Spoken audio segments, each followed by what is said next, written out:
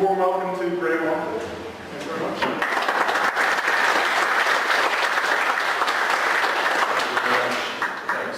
Thanks. Some of you know me as Mr. Accessibility. Those of you who don't, that's who I am. I'm a web accessibility consultant and WordPress developer. However, my presentation tonight is not about accessibility, although I did mention it once. It's about handling user-generated content in WordPress. So what I'm going to cover, I've done this on a couple of websites now. It's a way to allow site visitors to add content into your WordPress site without actually having to go through all the thing of giving them an actual log on and getting to log on to the admin and everything like that. It's not an exhaustive talk, only 15 minutes. I'm hoping to talk about 10 minutes, a couple of questions maybe. It's just giving you some pointers for things that you can do. So, for my example, I've chosen what might be a gig listing site, but the principles could be used for all sorts of things like event listings, job boards, a classified ads site, whatever you want basically. That's the sort of thing I've got in mind here.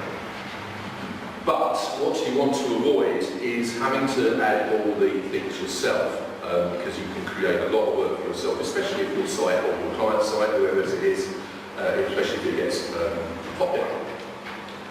Because the advantages are you want to leave more time for important stuff, but also if people are sort of adding stuff to your site and they're seeing it published there, then it helps to improve user engagement. There's a site called Deaf Unity, which I did this on for events and jobs and everything like that, and the site owner is so pleased with the amount of interaction he's getting on his site at the moment because of these things. So the first steps, we're going to create, not surprisingly, a new post type. I've called it my gig, call it whatever you like. I'm not going to cover the creation of a new post type, that's another subject. Similarly, I'm not going to cover the creation of a form, because you'll need a form on your website to actually allow people to actually input stuff. And here is some typical information you might capture about a gig. Depending on what it is that you're going to capture, obviously there'll be a list of information that will be relevant for that. It's always sensible to collect, as I've got on the right hand side there, details about the person submitting the event, the name, email address. Whether or not you actually publicise that depends on the site that you're building. So obviously the first thing, if you've got a form out there on the web, people are going to try and spam you. Once your site's been running for a bit, you're going to get all sorts of crazy input coming along. So what can we do about that?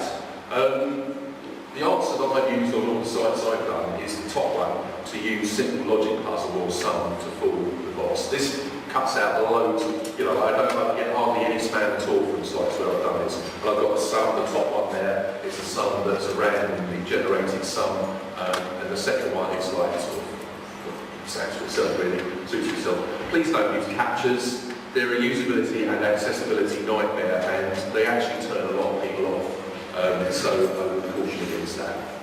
So I think there's a way of bringing in other APIs if you really do get dogged by spam. Security is a very important aspect here. I'm going to talk about security in a minute. All I'm going to say about it is that you need to make sure for your form that your server-side validation is rock solid. Remember, all the data you're going to capture is actually going to end up in your database, and you need to put it there yourself. So, okay, the first step then is, after you've validated your input, you're going to have some data to store. Now what we're going to do first is to create the actual post, and we're going to use the insert post function, which you can see is called at the bottom, and that takes in an array of values, and I'm setting the title, which is actually the band name in this case, so we can use whatever we want, the content, which might be a bio about the band, post type, that's important to say what post type you're doing it, and status. Now I suggest that if you're going to take in input from anyone, that you can create it as draft to start with, rather than just going straight to publish, because otherwise you don't know what you're going to get on the site. The next thing is, and using the insert post function at the bottom there, you get, assuming it works properly, you actually get the ID of the post that you've just created, which then you can test. And this is where you're going to store all the other bits of information, because you've got things like the person that submitted the gig, the person, the email of the person who submitted the gig date, etc., etc., etc., and you're going to store those as effectively custom fields. That's using the post meta. So you're using the WordPress function update post meta there. The first argument there is the ID of the post to be attached to. The second one is the custom field name, and then the third is the value. In each case, this is coming from your form after you validated it. Right, another thing you might want to do is to let people upload an image. Maybe it's an image of the band or something like that, or an image of the venue, or whatever is relevant for you. And if you're going to do that, this bit of code is going to check that an image was uploaded, and then it's calling a function called insert attachment to return the attachment ID of the image that was uploaded. This particular piece of code is taken from a site where I'm only allowing people to upload one image, so I know that there's only going to be one image. Obviously, if you're going to upload multiple images, you'll need to cater for that. The function itself is on the next page. I didn't write this, I borrowed this from the web, one of the sites where you can use these things. And so what's happening first is I'm checking that there was a successful upload of the image, and bombing out if there wasn't, and then I'm pulling in these include files that are going to actually handle some stuff for us. The next one, I'm calling the media handle upload function, which is basically what attaches the uploading file to the post itself. And then, because in this case what I've chosen to do is actually to make the image that's uploaded the featured image for that post. And so the update post meta there with the custom field name and thumbnail ID, that's how you actually allocate that image as the featured image. And then at the end, I'm returning the attachment ID back out of the function so that you can use it however you need to.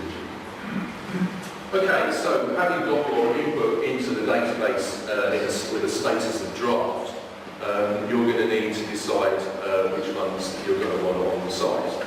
And that's what's going on in the next bit. I created on the sites where I've done this, I created an approval page. You can create it as a private page on the front end if you want, so that only like you or anyone who's logged into the site can see it. If you want to, you can create it in the admin area as well. I'm not going to cover how you do that.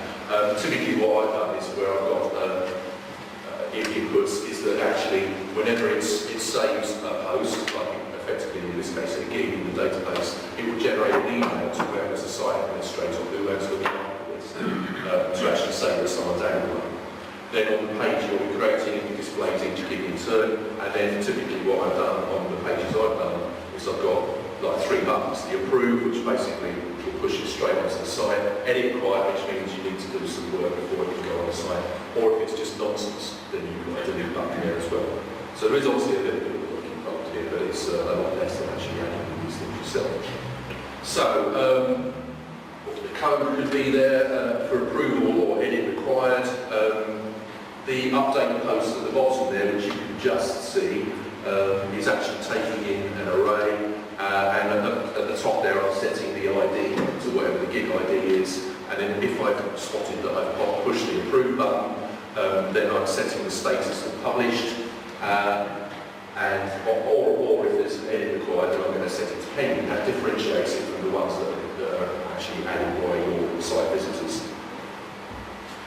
And if I want to delete it, then that's it. You don't need to pass an array into that. I'm just passing in the ID of the post. And true or false, depending on whether or not I want it to go to the trash or whether I want it to just get deleted straight away, which is the case if it's true. So there you go, that's it, a short presentation. I hope that was useful. I think I've got time for a couple of questions maybe if anyone's got any. Don't you delete the attaching image? Pardon? Do you delete the attaching image? If you use this function, it actually deletes anything that's attached. It deletes attachments. It doesn't necessarily delete the image or anything. It also deletes all the custom fields that are associated with that post.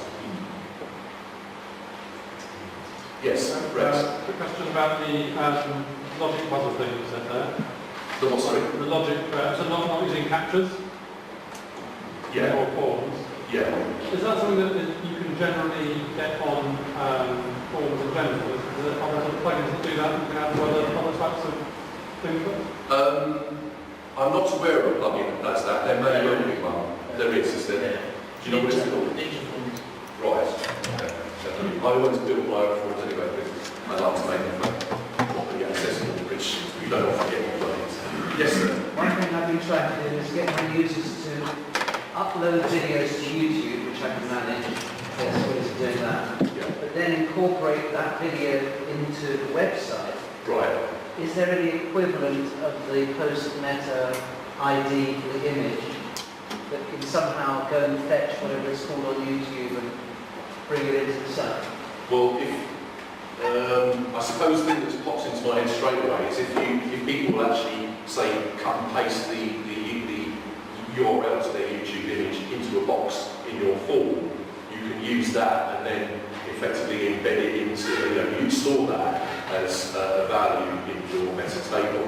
And then, because obviously when you're doing this, when the gigs are actually into your database and then published, you're going to need to create templates to actually display them either as a list or individual items and everything like that. And then you can just pluck that value out and then embed the YouTube video in the page at that point. Did that answer your question? Sadly not, because the problem is the user uploads the YouTube video. Yeah. And then it's there on YouTube for me to moderate, or I could automatically, if they were a trusted user, they could automatically go live. Yeah.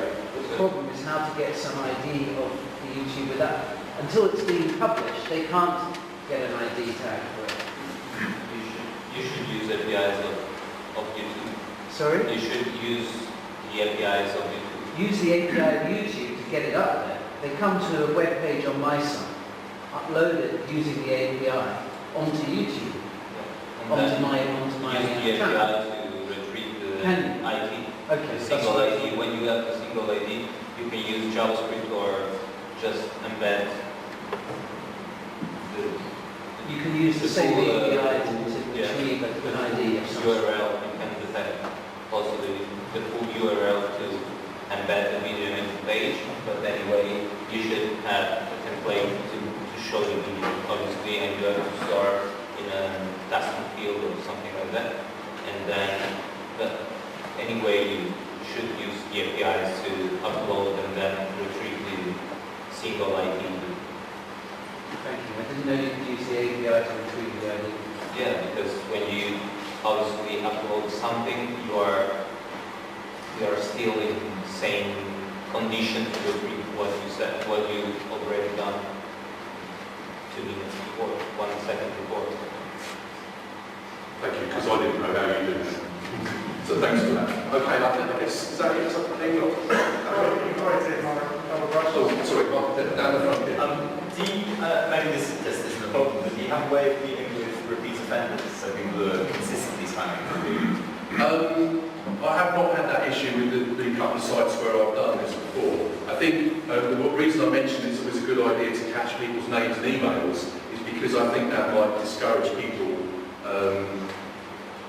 from actually, if you've got some record of who they are, obviously it doesn't validate who they are. But it's just like someone saying, I've never had to do that, but I guess you could build that functionality in if you wanted to, really. You could write into your own table or something like that, or some kind of options or something like that, build a table of repeat offenders if you like. But I suppose if repeat offenders start getting flagged up as repeat offenders, then they might start using another email. I suppose it's possible. I haven't done it. Okay. Anything else?